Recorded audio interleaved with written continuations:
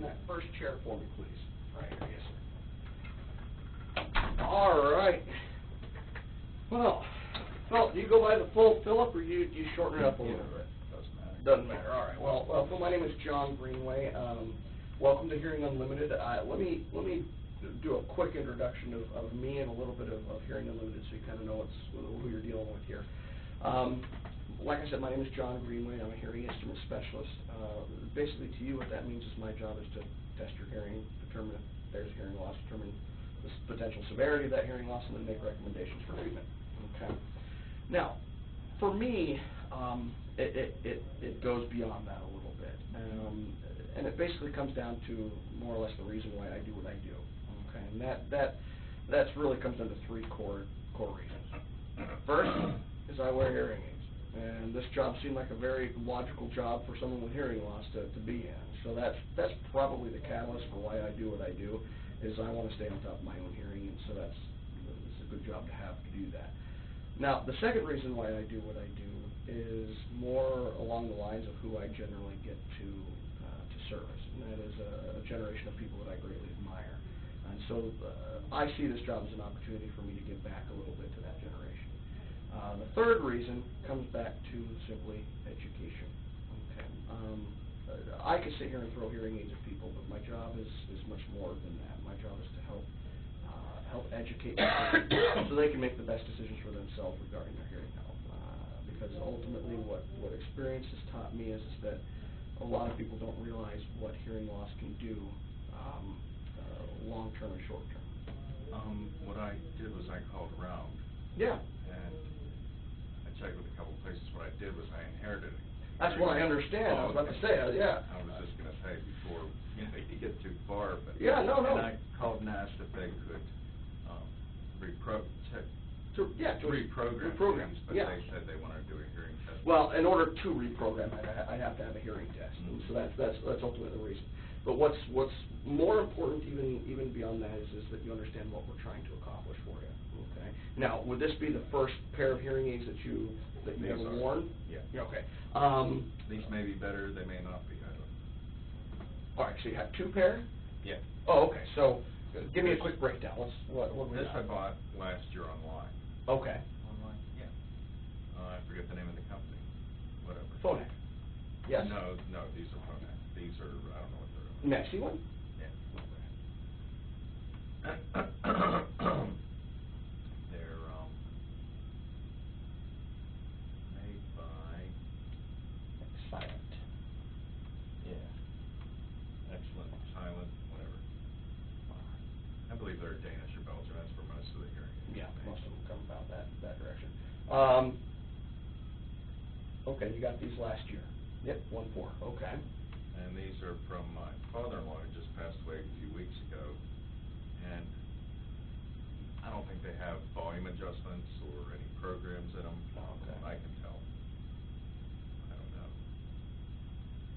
They're the 2010. That sound about right to you? I think he purchased them in 2011, February. They're audio SES. Do we have the other one? Phonak, yeah. Phonak, whatever. Yep, fine. That's one. All right. Now, I don't have the ability to do much with the silent ones. Yeah, I don't have the software to do No, that. I mean, these are okay. They're adequate. They work. They improve my hearing for what I need, but because these were more expensive and a little fancier, but again, they don't have volume control, right? Right. Not really. They don't have an outboard volume control system. But I tell you what I'm going to do is I want to explain a couple of things to you, because I think having a foundation here is going to be really helpful to you. Okay, and then what I'm going to do is explain the testing, okay, do the test, and then we'll get out and we'll see what the results will show.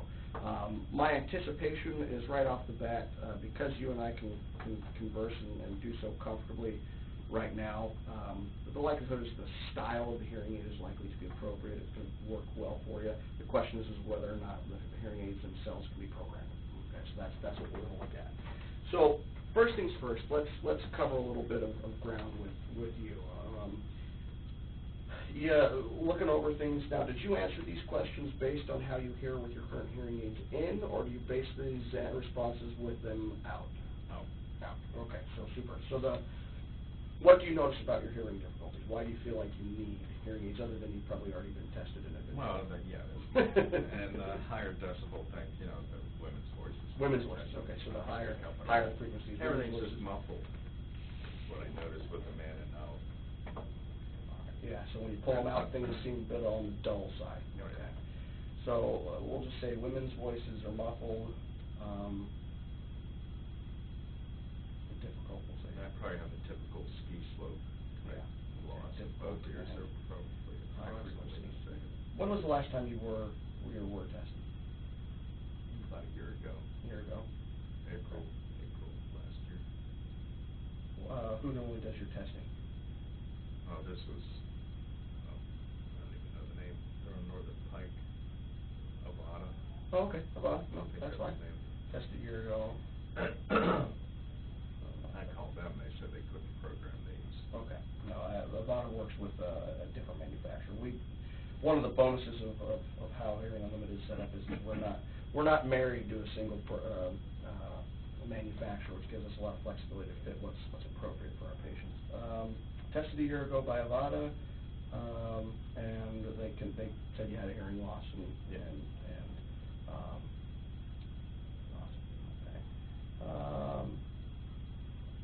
okay. With the hearing aids in, how do you feel you do with the more recent variant? Better. Better. I mean, it's improved. I don't know if it's absolute, but it has a few programs and volume controls on them. Okay. You know, they're a little bit bigger, maybe a little bulkier, but I'm used to them. Yeah. And they just have a tube. They don't have the speaker. Speaker in the ear. Is that what it is? The Yep, speakers. that's it. Yeah. So they're a little bit different. And I put the batteries in and tried these out. It's just real loud and echoey and everything else. So maybe they'll work if they can be reprogrammed to mine. Whatever. I don't know if they will be or not, or if they'll work. But these have 4 programs and, you know, the volume from 1 to 10, so that's kind of nice. Yeah. Okay. So that the things are better. How about like in background noise type situations? Do you struggle in those situations with or without the hearing aids? Oh, yeah. Yeah. So background noise is always a concern.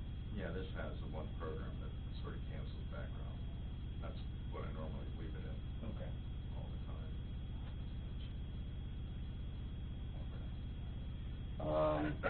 Okay. At home, TV up, TV down. Oh, yeah. It's up. If I don't and that's know. with the hearing aids? No. No. With, Okay. With them out. Okay. All right. Is there anybody at home that complains about? Oh, yeah, my wife. Okay. But that's why I got them originally. A year ago, I figured, man, I better do something. I just couldn't understand people at work. I work over here in the hospital, so. Okay. Okay. Wife complains a lot. I think it's better with the hearing aids in. Oh, yeah. Okay. All right. Okay. All right. Well, I appreciate you sharing that with me. A couple other quick questions. You're not having any pain or discomfort in your ears, are you? Mm-hmm. No active drainage, no anything like that. Awesome. Let me see here. Where'd it go? I've had tinnitus, and the guy that did my hearing test last year made an interesting comment based on the loss and the way he said it improved in the upper decibels. Mm-hmm. Was that it probably meant I had an infection at some point in my life, you know, significant. He said, anyway, that was well. Well, we're gonna test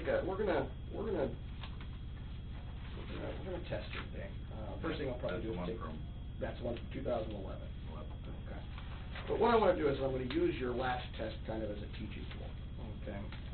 I think it's important that we understand the pieces, parts of the test, so that when we're all said and done, you have a good, solid understanding of what's going on. Okay. So basically, what we're going to do here is we're going to put you in the booth here in a second, and I'm going to test 2 different things. The first thing I test is what you hear. And then the second thing I test is how you hear it. In other words, there's a big difference between hearing and understanding. Okay, and I'm sure you recognize that. Well, it's important that we understand both, and the first thing that we're going to do is we're going to test what you can hear. So in essence, what we're going to look at is the volume, and that's this axis over here, okay, that you hear specific frequencies, and that's this axis, okay. Now, first we need to understand what the frequencies are. Frequencies are basically what make up sound, and we measure those frequencies in hertz. The lower the number of hertz, the more bass the sound is. The higher the number, the more Mickey Mouse-esque the sound, okay. The dividing line is pretty much 1,000 hertz, okay. Now, so the low frequencies are here, your high frequencies over here. Now, from the standpoint of lows versus highs, we need to understand which ones do which, and I think you probably have a pretty good grasp on this. Ultimately, the low frequencies provide roughly about 20–30%, more around 30% of spoken language. They're the foundational tones. They provide the strength to sound. They're the vowel sounds. So the A's, the E's, the I's, the O's, and the U's, those are the power elements of speech. Okay? That gives us the strength. That's why with a guy like me, you generally do pretty well because I've got a strong voice. It's on the lower register, and so that's where it sits. Your high frequencies, on the other hand, make up the remaining 70% of speech. And they're very, very important because they provide the clarity of sound. They provide the detail in sound. That's the consonant sound. Yeah, and everything sounds bass to me. Yeah, and that doesn't surprise me based on what I see here. Your S's, your SH's, your T's, your K's, your V's, your B's, your P's, etc. Okay? That is the clarity of sound, of speech. Now, I like to follow that up with a quick example, and that is if I were to give a very vowel-laden sound like oi, okay, I can put a lot of power behind that. I can make that carry. Oi! With just a little bit of extra sound, I can put it in front of it. And now it has meaning. It's soy. Okay? I can only make that S so strong. And with just a little tiny change to that S sound, I can take it from an S to a T sound. And now it's toy. And obviously those two words are very different, and when we use those interchangeably in the same sentence, it can drastically change the meaning of the sentence. So it's really important that we hear both the low, that foundational tone, and the high. So what I do is when I put you in the booth, I isolate you from the world, and I present you a series of frequency-specific tones. They start out louder, get softer and softer, and what I'm hunting for is the point at which you go from you can barely hear it to you can't hear it. That's called your threshold. So each of these little X's and O's, X's are your left, the O's are the right, okay? Each of those X's and O's represent your threshold. Now, from a volume standpoint, we measure volume on a loudness scale, 0 being on the quieter side, the higher the number on the louder side. Now, a common misconception with this is that 0 represents no volume. That's actually incorrect. 0 on this chart represents normal volume. So anything above 0 represents better than average hearing. Anything below 0 represents a hearing loss. Now, anything between 0 and 20 decibels represents what we call the medically acceptable range of hearing loss. In other words, if you fall within that range, you're with most everybody else on the planet, and that, yeah, you've got a hearing loss. It's just generally not significant enough to impede your ability to understand speech. Now, if it drops below that, then obviously the opposite is true, okay? And you fall into a range that requires what we call the needs, help, now section, okay? Now, the reason for that I will explain in just a second. If we exceed 85 decibels, basically what that means is we've gotten into a region of hearing loss that is more difficult to aid. It's not that we can't aid it, it just becomes more difficult to do so because we have to provide so much volume. Okay? Now, why is this needs help now a needs help now type situation?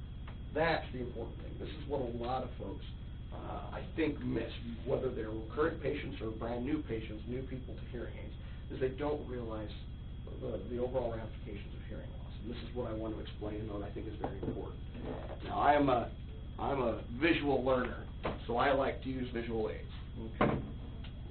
So basically, when we talk about hearing loss, we have to understand where the hearing loss originates. Okay. Basically, for you and I, our hearing loss, the reason we can't hear is because this guy isn't working properly. It's called the cochlea. All right, now the cochlea is roughly about the size of half of my thumbnail, okay, and it has inside of it roughly 30 to 40,000 tiny little hair cells. Those hair cells are responsible for sensing sound, okay? So a common misconception with our hearing is that our ears hear. That's incorrect. Actually, the brain hears. The ears are just the mechanism to get that information to the brain. And the way that works is when those hair cells are stimulated, each one of those 30 to 40,000 hair cells is connected to its own nerve fiber. And all of those nerves come off the back of the cochlea and coalesce to become what's called the cochlear nerve. And the cochlear nerve takes all that information to what's called the Wernicke's area of the brain, or we can call it the auditory cortex, where it's processed. The auditory cortex receives, on average, somewhere between 15 and 25 million signals a second per ear for us to hear and understand the world around us. Okay? Now, here is we need to keep that nerve functioning. What prevents it from functioning? Well, simply the hearing loss. If the cochlea doesn't function properly, it doesn't send the signal, hence we don't hear. Well, if that nerve isn't being utilized, what happens is that nerve begins to atrophy. It's a nice fancy way of saying it dies. Okay? The difference between a nerve and a muscle in the human body is when a nerve dies, I can't bring it back. When a muscle dies, we can generally do rehabilitation or strength training, physical therapy, to get strength and size back into the muscle. A nerve does not have that same level of capability. Ultimately, what happens is when that nerve dies, it's gone. Which is why in the industry we coin the phrase, if you don't use it, you lose it. Okay? So, it's vitally important that we treat the hearing loss, we treat the damaged cochlea, so that we provide the necessary stimulation to the nerve and to the brain. By not so doing, what happens is we, one, lose understanding of sound. Okay? If you're getting 15 to 25 million signals a second per ear, and we take out a couple million of those signals, the brain gets an incomplete picture. So instead of hearing soy, you hear toy.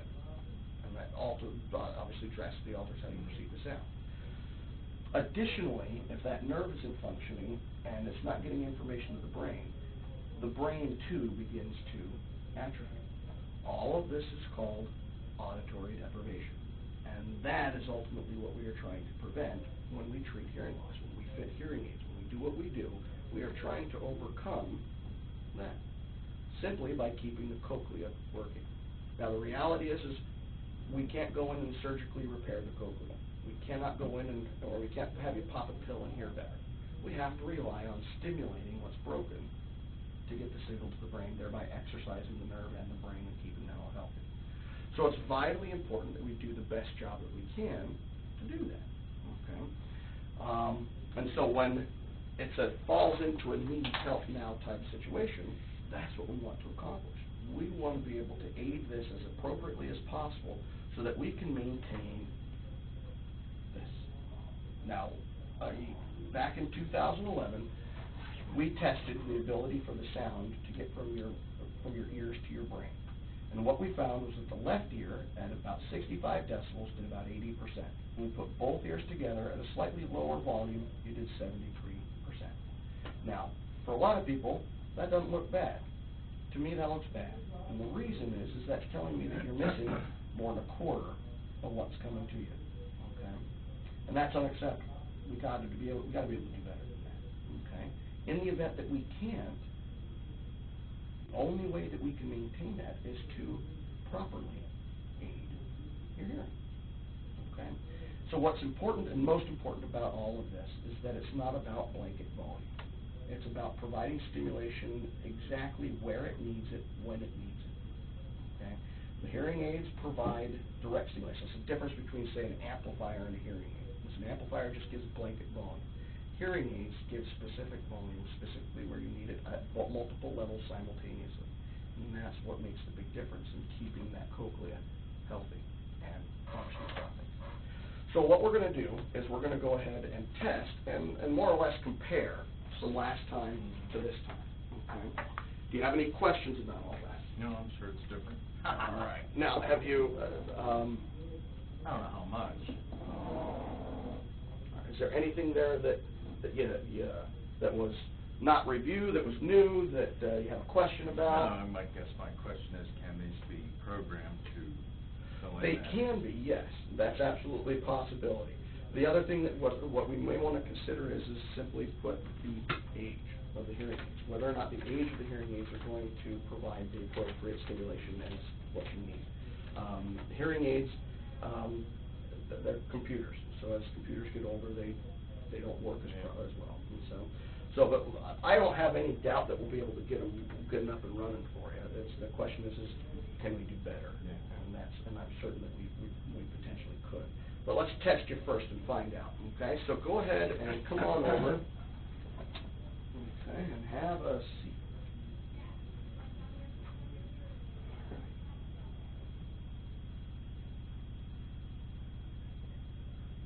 All right, so I'm going to go ahead and get you all set up. Go ahead and hold on to that there. That's the button that you're going to push, and I'm just going to set up, and I'll be right with you.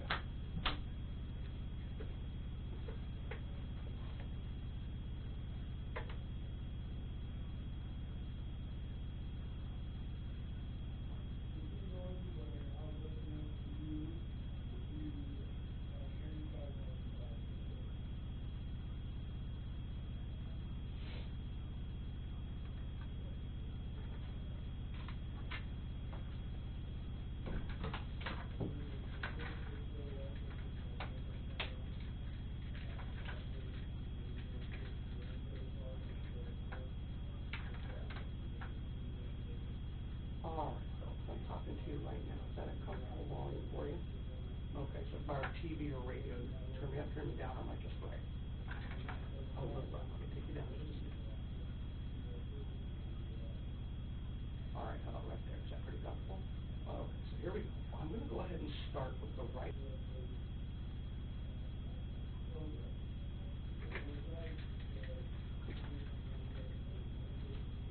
All righty. Go ahead and have a seat. I'll be right back. I'll get your test results. Okay.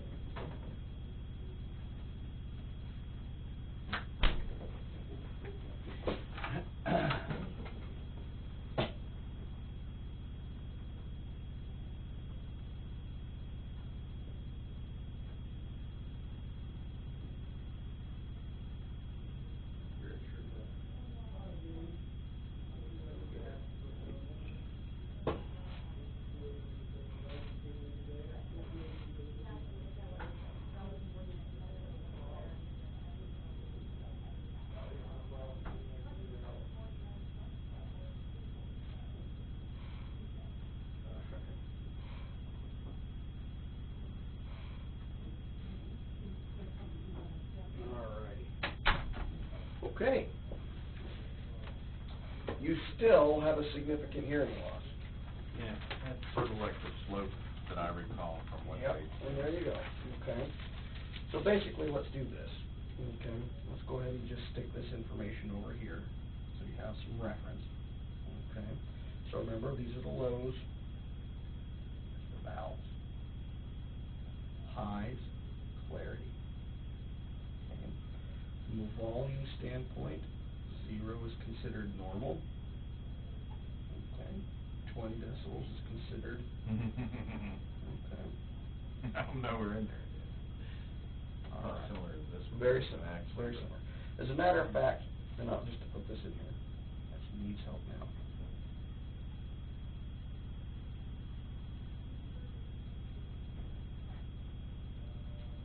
All right. Almost like I was picking up lower. So basically what you're picking up here is you're picking up a little bit more of those lower frequencies. Again, which is why with my voice, you tend to do pretty well. Over here, your high frequencies are struggling. Oh, yeah. Okay. They're really struggling. And that's why it's so difficult for you. Now the bonus here is this. When I tested this time around, I gave you a little bit of extra volume than what you had. Okay. And what we saw is some numbers improve, information to the brain. Okay. So why was so much? You were at 55 decibels there, and I had you up at 75 decibels there. To give you some point of reference there, normal, if I had normal hearing, I would hear and understand speech very comfortably right there. To get you that 100%, I had to turn you up to 70 decibels. Okay, so I had to double the volume. Okay. So So ultimately what we're looking at here is... That's what my wife does, she doubles them. That's right, that's right. So here's what's most concerning, okay? I want to be able to treat your hearing loss as best as I can. And what I'm concerned is, and I'm going to be very blunt with you here, is that I'm seeing a pattern of what would normally be considered kind of substandard hearing aids, okay? These guys here they provide blanket volume, they provide the volume to a certain degree. The Phonax are a much better choice because the Phonax rely on a much more complex algorithm of providing sound. Okay. The downside is they're just on the older side. So what that basically means is we run the risk of them not functioning as well as they ought to be, or as well as they could be based on your hearing loss. What I'm going to do, though, is I'm going to go ahead and set these up for you because that's ultimately why you came in. I'm going to set them up. But what I want you to do is I want you to consider something different, something that's custom tailored to you, that's new, that's going to provide you the best hearing possible. Have you considered that before? Have you looked at something Well, like I that guess, before? let me be honest with you. I want to Be honest. That's what I'm looking for. get a few years out of these, and then, because we're talking significant dollars, Mm-hmm. and I'm not. Okay. You're talking significant dollars, and I'm not. Right. So. And I guess what my concern here is simply this. Time is not the friend of hearing loss, okay? And ultimately, I guess that's why I'm 34 and I wear hearing aids. But for all of my patients, the reality is for the most part, you're an aging generation, okay? And as a result, your bodies don't maintain themselves as well as, face it, most of the younger folks out there. Well, Okay. let me ask you this. Yes, sir. Now, stimulating the nerve with hearing aids. Correct. I guess I've noticed occasionally that I can hear a little better whenever I take them out. I don't know if the stimulation helps. It's not like actually with glasses, you don't wear them. I can see a little better without wearing my glasses overnight. Right. I can read the clock a little bit better. Not much, but and that's the same thing with the hearing aids. I'm wondering, is that, like you said, stimulating the nerve, helping to, what's it doing? The way that I would look at it, and I'm actually looking for the Phonak cable, so 1 second here. The way that you need to look at it is a little bit differently than that, okay? What you might be experiencing is it's kind of on the same lines as like phantom pain or phantom whatever. Your short-term memory basically holds on to certain things, and so you could sense that. I can't speak to that for certain. That's probably outside of my purview / understanding of things. But for me personally, if that happens, it's a very rare occasion, and it's not what we're trying to accomplish. No, I mean, with the way you were explaining with the nerve stimulation, with the noise, is it helping? Do the hearing aids help prevent more nerve loss? Yes, and that's what you have to do is you have to think about hearing aids. The best analogy I have for it is I don't know, have you ever had physical therapy before? Mm-hmm. Okay, my dad was a physical therapist, and for the longest time, I could not figure out why people went to go see my dad, because they always left his office in more pain than they went into his office. Okay, and pinning my dad down on that at one point, he basically said, "Listen, John, if my patients want to regain or retain their mobility, we've got to exercise what's been broken." The same thing applies here. The difference is what research shows us is in order to maintain or to exercise that nerve and keep it maintained and the brain, we have to essentially stimulate that nerve continuously for at least 8 to 10 hours a day because we have to keep it functioning. I have a lot of patients that put their hearing aids in for whatever reason. They only keep them in for 2 hours, 2-3 hours. That does not do the exercise. It does not do the treatment that is necessary to keep things functioning, which is why when I have hearing aids that I'm just concerned are not providing the stimulation that is necessary is ultimately we're not exercising the nerve the best way that we possibly can. And as a result, we run a much stronger possibility of losing that. And what a lot of people say is, why don't you just turn my hearing aids up? It's not a matter of volume. It's a matter of the accuracy at which that volume is delivered. Okay, so I could turn the volume up to my heart's content, and for a lot of patients that just makes things louder, not any clearer. As hearing aids progress in technology, my hearing aids, for example, they can analyze the environment 40,000 times a second whilst communicating with each other to determine what is the best option for me. Okay, older hearing aids simply can't do that because the technology wasn't developed or wasn't in place. All right, so I'm going to go ahead and hook these up for you, okay? Batteries. Yep, I'm going to go ahead and put some up for you. I have some here. Oh, that's okay, I've got them. That way you're not using up your battery. Okay. And so that's ultimately the concern. The concern is we want to treat your hearing loss, not just get by. Because ultimately, truthfully, if you wanted to just get by, you turn the TV up. Okay, or you have everybody talk louder. That's not Curious as to how this programs it. I mean, I guess it's Phonak, whatever. left.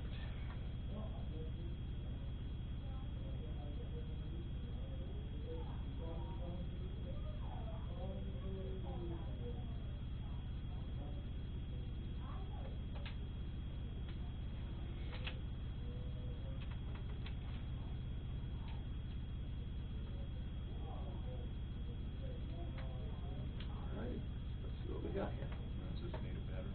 Nope, that's, I forgot that I had to plug it in. This produces the power.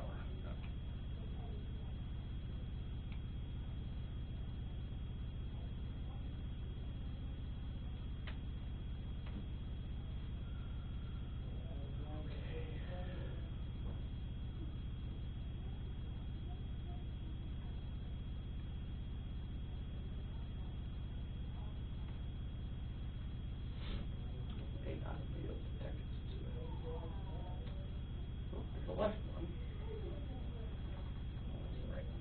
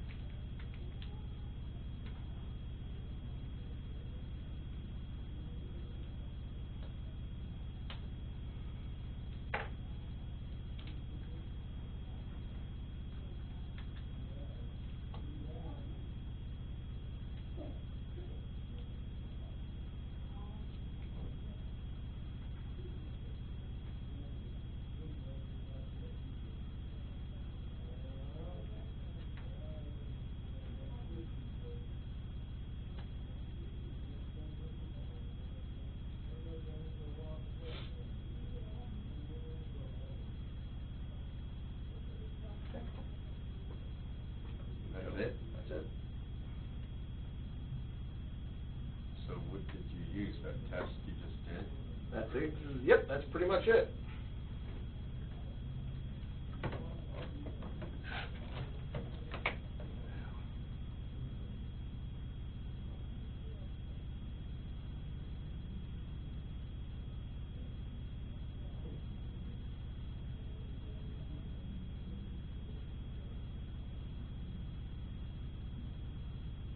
So only those little tips are replaceable?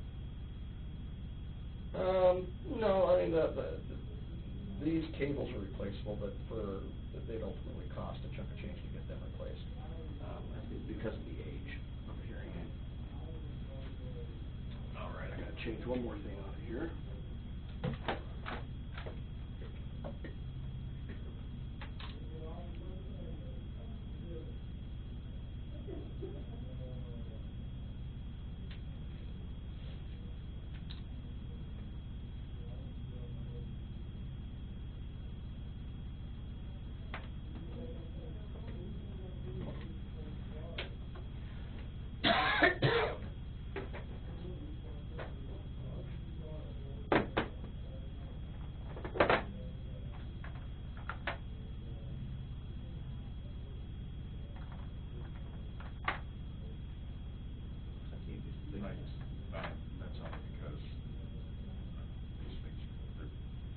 Comfortable?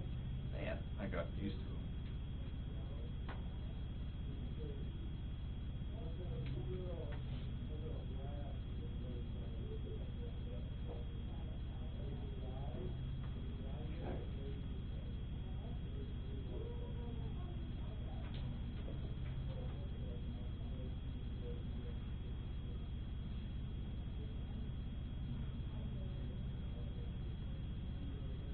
Now they're currently muted, okay?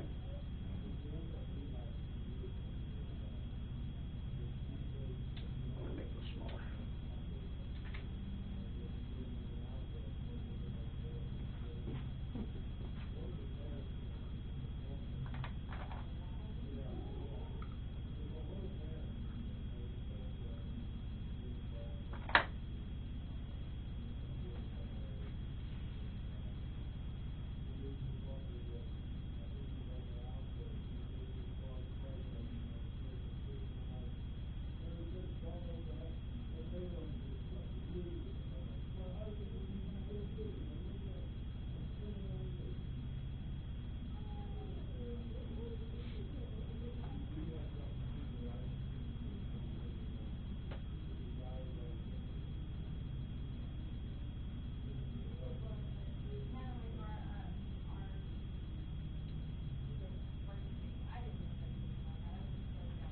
All right, here we go.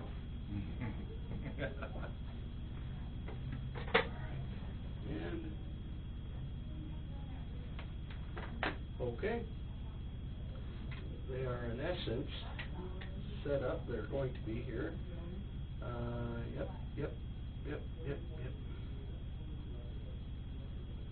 All right, you're going to hear kind of a series of chirps and chimes. Just ignore it. Okay, we're taking a measurement. So here we go.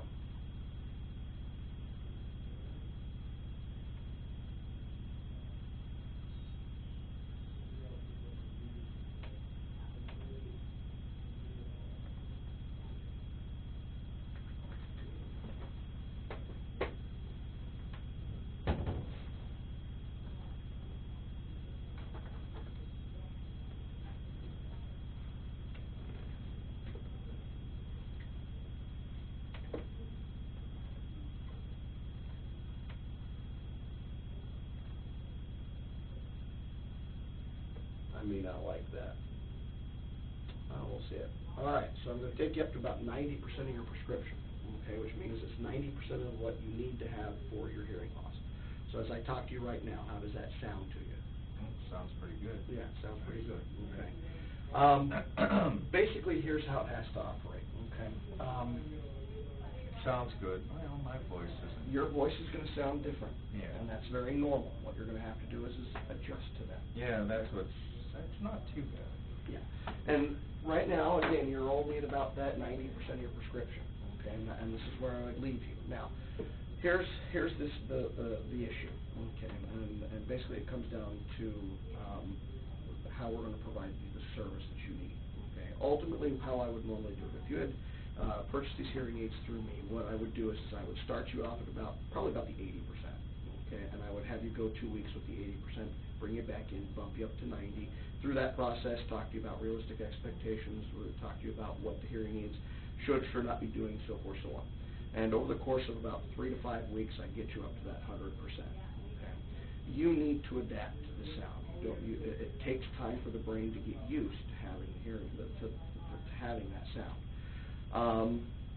The other thing is looking at how it's programmed. There's a couple of things that I think I'd want to change, because ultimately what's happening is because of the potential for feedback, the hearing aid is being limited a little bit. Okay. Right now, it's not, because I have the feedback inhibitor doing its job. The downside is it's also cutting off some of the volume that you should be getting. Okay, and that's basically right here. Okay, see this purple line? Yeah, the feedback I don't like. Right. Okay. So what would have to happen is you and I would have to work a little bit to get that feedback taken care of, and it's going to require some adjustments to the fitting and adjusting. Okay. So in essence, I can make them work for you, and you're going to hear better, but you're also losing some things. If you see, like right here, this purple line dips down like that, and that's because if I put the volume where it's supposed to be, you're going to start getting feedback. Okay, and I don't want you to have feedback. So what we'd have to do is manipulate the domes a little bit, and if I start manipulating to see you on a more regular basis. If I can start seeing you on a more regular basis, the difficulty is that's going to be a cost to you each and every time you come in. Okay. Right now, normally, basically what would normally apply is our lifetime customer service guarantee.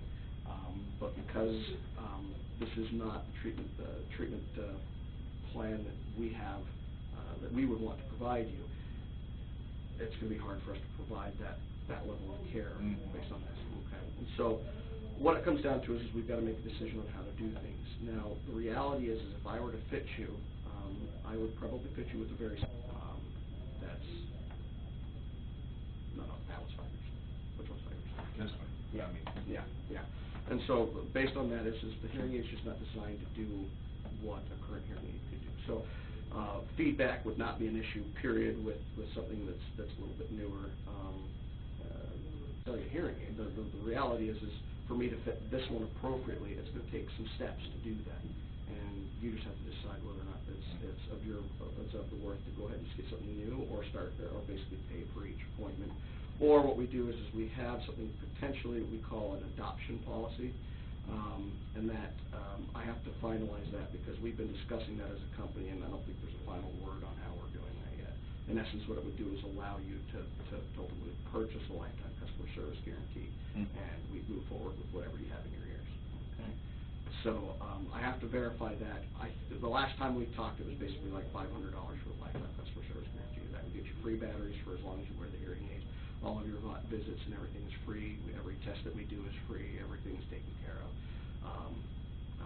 I just don't know if we've established the policy on that yet. Okay, so I would have to verify on that one. But the reality here is I mean, again, that I can fit to you specifically, that's going to provide you the benefit that needs to be provided. Well, it doesn't seem bad right now. I mean, right. The way you have it set up right now. Right. But remember what we've got is you're about 90% on target. Okay. And basically it's doing that so that you don't get squeaky. Okay. So if I take you up to 100%, you're really going to be cut off. Okay. And I can show you it. Basically, if I take you up to 100%, you can see that it's limiting you there and it's limiting you there. Okay. And that's just what I'm concerned about. I don't understand. So basically, your feedback manager is this purple line. All of this represents how the hearing aid is amplifying sound. And what you see is that purple feedback. That's where you get the feedback. Okay. And so where you can kind of see there's a faint blue line and a faint red line, that's where it should be. But because the feedback manager is keeping that down, the way it's doing that is by limiting the amount of volume that the hearing aid can produce. That way you don't get the squeak. So it balances, okay, do I want him to squeak or do I want him to hear? And so it tries to split the difference for you. Okay. So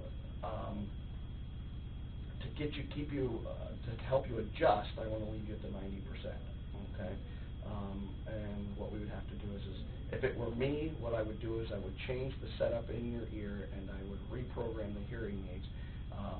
But if I do that, you're going to feel like you sound really different. And that's going to take some time to adapt to, which means I would want to be able to do follow-up care with you every 2 weeks for the next month or so, okay, to help you adjust. I can do that with this. You would just recognize that there would be an office fee every time you come and do that. What's that? Why? Fee? Why? Oh, no, to be honest, I don't know. I've never done it. so I can verify with you on the way out if we want to. It's not significant. It just adds up. Okay. If I leave right now, if they're set up the way. Basically, if you leave right now, the biggest concern I have for you right now is you're getting cut off a little bit, and you're only at 90% of your prescription. Okay. I could put you at that 100, but again, you're really getting cut off then in those sounds. And so, from the standpoint of, and I can. Oh, I was gonna. All right. Go ahead and put it back in, because I'll just mute them while they're in your ears. Well, no, I want to try these. Oh, okay. Yeah. There's that form you asked me for. Oh, thanks. Are you heading out? Yeah, I'm all right. out. So I'll Hey, see feel you. better, okay? Hey, thank you. Mm-hmm. Nice work tonight.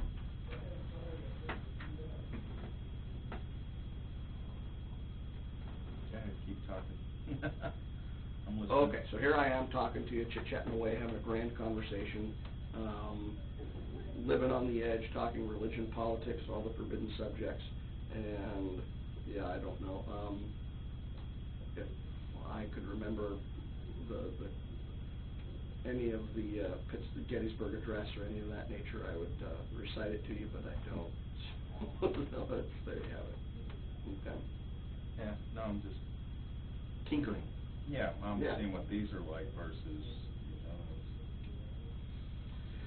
I guess, Phil, what you have to do is make a decision on how well we want to treat the hearing loss, and that's an ultimate decision that comes down to you. Now, are you still working? Mm-hmm. Yeah. Okay. Based on that, by the simple fact that you're working, generally denotes that you're a bit on the more active side. Okay. Which means you're probably in a little bit more noise than the average person that I fit with hearing aids. If I were to put a pair of hearing aids, that probably is a significant step up from where you're at, what those phone amps can do, and they're going to provide you a great deal of comfort and benefit in just about every situation you find yourself in. And that's for the whole treatment plan. It would run about $55.95 for the pair. Now I don't know. Did they check your insurance this time around? Yeah. And it does not look as if you have a benefit for hearing aids. So you'd be looking about that $55.95. The potential is to take you down a step. It would still be significantly better than what you're currently in. If we did that, you'd be looking at about $1,000 difference. I would probably urge against that, even though it's a better product than what you're currently wearing. My goal is to treat you as best as I can, and that would be I want to provide you the maximum level of comfort in every situation that you find yourself in. The bonuses is what that would do is it would take care of everything that we've already talked about. I'd be able to provide you the free batteries. I'd be able to provide you the follow-up care. To just, use these as they are, as you set them up now, and,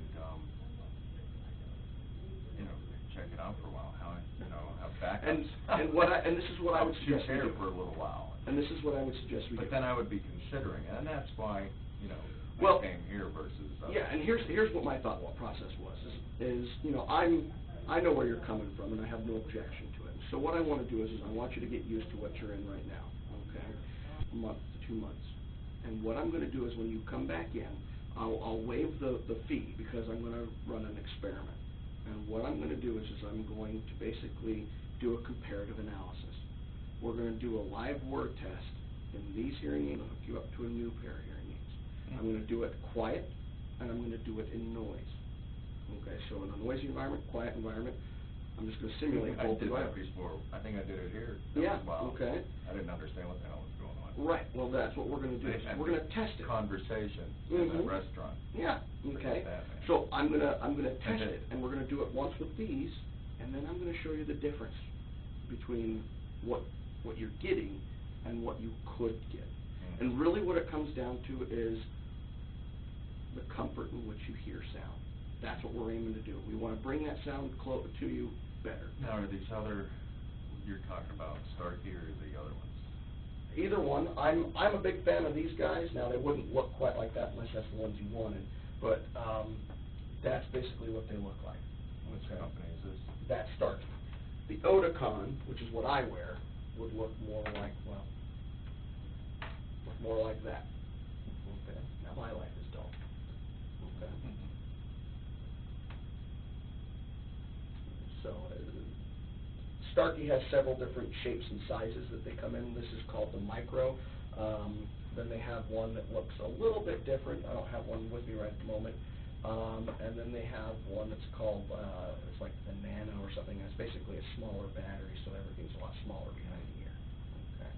But ultimately with these guys, everything's wireless.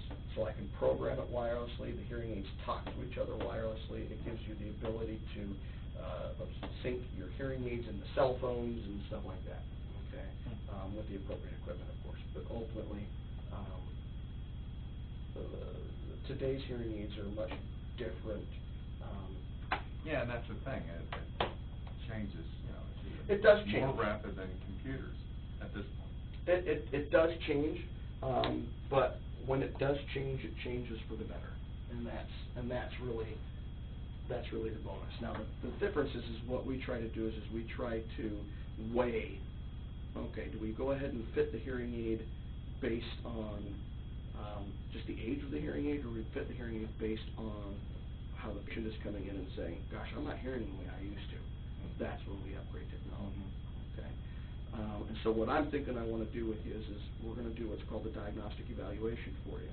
And in about a month to 2 months, I'm going to have you come back, and we're going to sit down and we're going to show you the difference between what you currently have and what you could have. And, you know, the hope is what you'll do is realize that, gosh, I can do a much better job taking care of my hearing if I do it right, as opposed to just sticking with the status quo of what I've got. We can do better. And, I mean, obviously, if I could, I'd do that for you right now. The problem is they get so obsolete so fast. Yes and no. Obsolete isn't the word. I wouldn't use the word yet obsolete. What I would use the word is ultimately what happens is because they are a computer, they do the same thing normal computers do. As computers age, they cache information, they do everything that they're supposed to, and they ultimately slow down. And in essence, that's what happens with hearing aids. Then on top of that, what I have to take into account is you change. In 3 years, you age. And for most of my patients, you know, they age a lot in 3 years. Yeah. Okay. No. I mean, that's a good point, because I realize too, and that's why I'm sort of looking at these training wheels. Right. Right. That's why I'm viewing them both, and not ready to make a significant outlay like that. I mean, that's $4,500 for hearing aids. They can go higher. I mean, the reality is what you have to do is you have to sit there and weigh, okay, do I want to take care of my ears properly, or do I not want to take care of my ears properly? The best analogy that I can use is you know, if you walked into the doctor with a broken arm, you'd want to fix the arm. You wouldn't want to just sort of mend it a little bit and see what happens. The idea, you know, and what we focus on is we're not, an analogy that a friend used with me is that when we're looking around for hearing aids, we don't look for the equivalent of the guy that uses the best scalpel. Okay, so if we're to clarify, the best scalpel, you look for the best surgeon. Okay. Hearing Unlimited is striving to be the best surgeon. And that's why, you know, I could throw hearing aids at you. I could throw a $2,000 pair of hearing aids at you just to talk you into getting new hearing aids. But the reality is I know those $2,000 hearing aids aren't going to be much better than what you currently have in your ears, if that. And so to provide you the appropriate treatment, I'm looking at the test results. I'm looking at what you currently have on the table. I'm looking at what I can possibly do. And the simple fact is that the scale is still leaning very heavily on taking care of your hearing appropriately. But the problem is that's on this side of the table. On your side of the table, you have to determine the value of the hearing. Yeah, no, and like right now, I'm satisfied. Right. Okay. I mean, these are okay. And I guess they work for me. And my response to you with that one would basically be that you're satisfied because you don't know better. Okay. And I guess that's what I was looking to see. Yeah. Exactly. To see if these were actually better. They're going to be better. Oh, by this, every stretch of the imagination, those are probably going to be better, especially when you get into a noisier situation. Okay. The difference is. Do they automatically adjust? Yeah. Or? Yeah. That's the difference. Okay. So to give you an idea, now this doesn't have a ton of that. Okay. As a matter of fact, it has very little of that. Okay.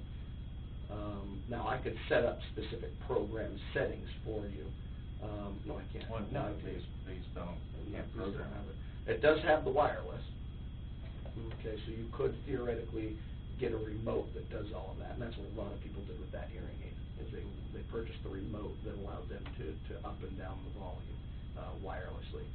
I don't have any.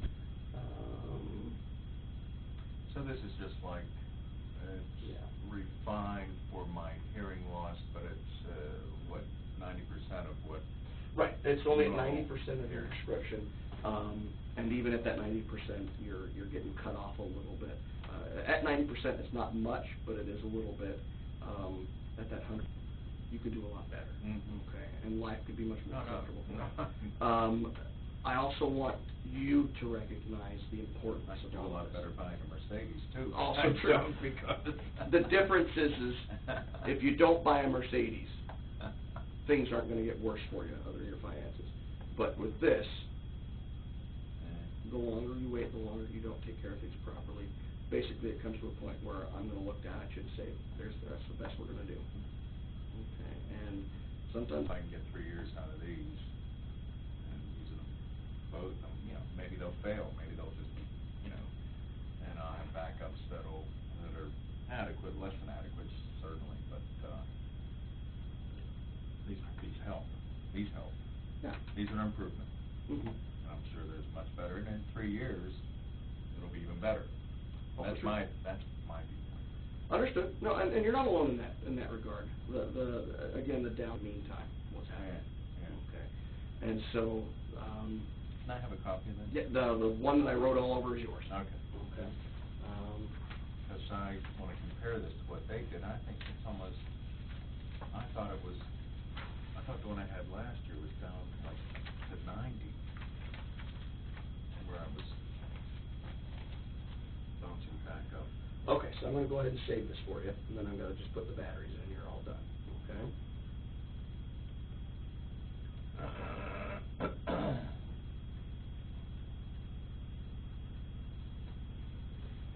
Okay.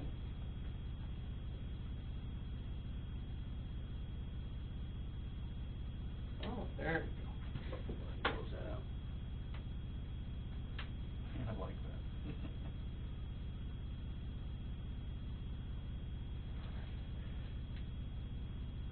So any tips fit on these things, or are they special size? I mean, the tips I have. It's whatever. It's more of a comfort issue for you. Mm. I put these. Oh. Oh, Right. get this guy off. You're good.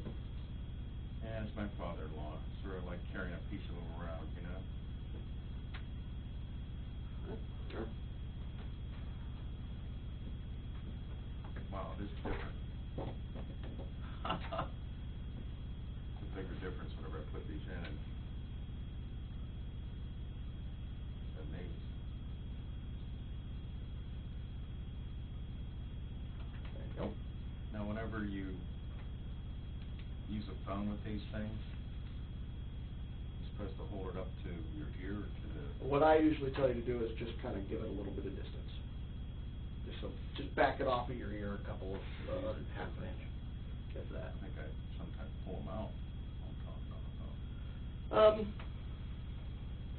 Just experiment is what I usually say. Is with the behind the ear type of hearing aid, sometimes you just need to bring it back a little bit because your microphones are behind your ear, so you can always just kind of bring it back a little bit. Okay. Well, the speaker in this one's up in here somewhere. It's not in the...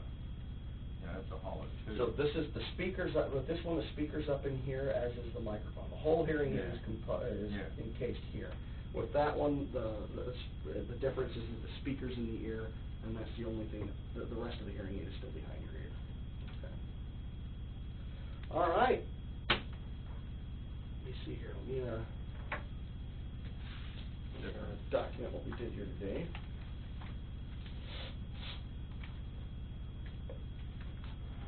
If I cup them, I don't get that. And a little bit of feedback. It's HOIS, correct? Mm-hmm.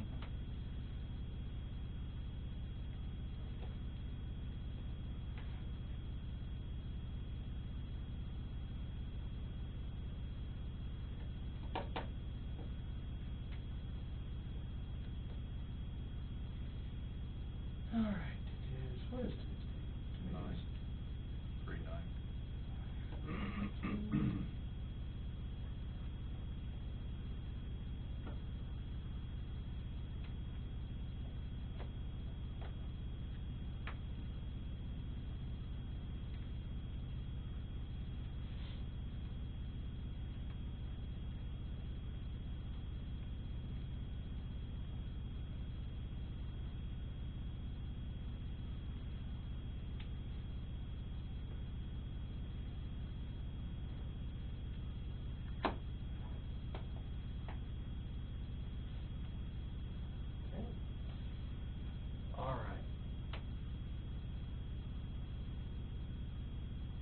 Okay, so I guess what we'll do is we'll see you in about, I guess, a year to retest if that's what we so desire. Is that correct? That's good. Follow up one. Yeah, I'm curious, I gotta compare this to what I had done last year and your other one. What do you have that? How's Yep. this compared to the one? The actual loss is pretty consistent, okay? The actual. Was it the same? It's pretty consistent. Usually that doesn't drop a whole lot. Really? That Yeah. surprises me because it was 4 years ago, right? Yeah. Generally, that doesn't drop too dramatically. There may be a slight downward trend, but it's usually 5 decibels, 10 decibels at the most. What I gathered was it looked pretty close to the same. Yeah, well, like I said, it looked like the other slopes that from last year. This is the bottom place. Okay, any questions for me? Anything else that, That's mine or yours? That's yours. That's yours. That's documenting what we did today. Oh, Okay? okay. All righty, sir. I appreciate your help, John. I will certainly be back because you did a lot. Well, that's what we aim to do. If you decide you want to come back sooner, I'll need to give you my card. If you Yeah. decide you want to come back and go ahead and sort of do what I discussed earlier, Yeah. that experimentation, then you just give us a call and we'll get you back, okay? And I'll keep abreast of what brands do you have going? We on carry now? just about anything. I mean, like. Yeah, we carry, we can fit pretty much anything. The three big ones we stick with is Phonak, Starkey, and Oticon. Just look at their current brands and stuff and Yeah. keep abreast of what they're doing, you know. Right, yeah, no, that's fine. Starkey's probably the most user-friendly, so if you go to the Starkey website, they're generally more helpful. But the Oticons were the smaller ones, right? They're both going to be about the same size. Okay. Let me see if Hal's got one up here. I don't think he does. They're going to be close to about the same size. Well, they're downsizing these things. Yeah. Okay. So, I appreciate your help. hey, not a problem. Thank Not a you very problem. much. You're welcome. All right, let me lock you out.